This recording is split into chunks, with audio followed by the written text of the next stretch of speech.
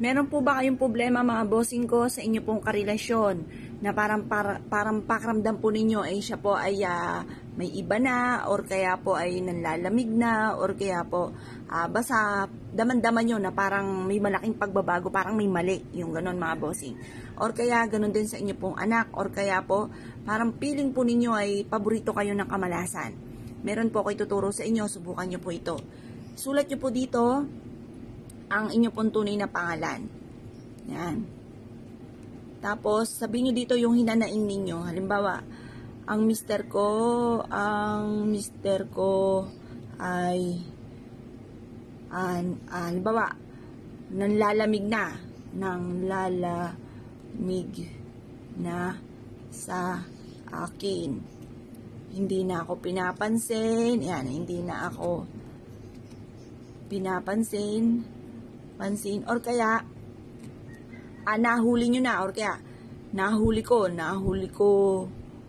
na meron siyang kachat, yung ganon mga bossing, or nanunood ng kung ano-ano, yung ganon mga bossing, basta kung ano yung hinanaing ninyo. Or kaya kung hindi dyan sa mister ninyo, halimbawa ito, Apple Pag uli, pangalan nyo po yan ha, sample lang po ito. Halimbawa, lagi na lang akong walang pera. Bagamat ako ay masipag. O yan, yung mga ganon.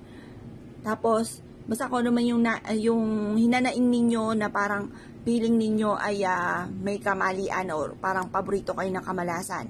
Ang gagawin nyo lang po mga bossing, sulat nyo po yan. Pagkatapos kumuha kayo ng 3 sili. Yan. Ngayon po mga bossing, pagka ito po ay nakakuha na kayo mga bossing, pilasin nyo po ito at ito po ay balutin. Pagkatapos, ito po ay isabit po ninyo sa mataas na lugar. Sabit nyo po ito. Ito po ay panawagan para sa pagbabago. Kasi, alam nyo po ba ang sili, may kakayahan po ito na magtaboy din ng kamalasan. Kaya maswerte na may tanim kayo mga sili sa inyong bakuran. Ako nga po, nagtatanim na din po ako nito ng siling labuyo or kaya siling bell pepper o basta sili mga bossing o kaya pansigang. Makakatulong po yan upang sa ganon, maalis yung mga kamalasan, yung mga negative energy na hindi nyo nakikita. Kung bakit lagi kayo may problema, lagi na lamang po parang walang katapusan ng mga pag-aaway-away or kaya po parang feeling po ninyo ba't ganun pagod na kayo pero parang lagi pa rin minamalas. Kaya kailangan subukan nyo po ito.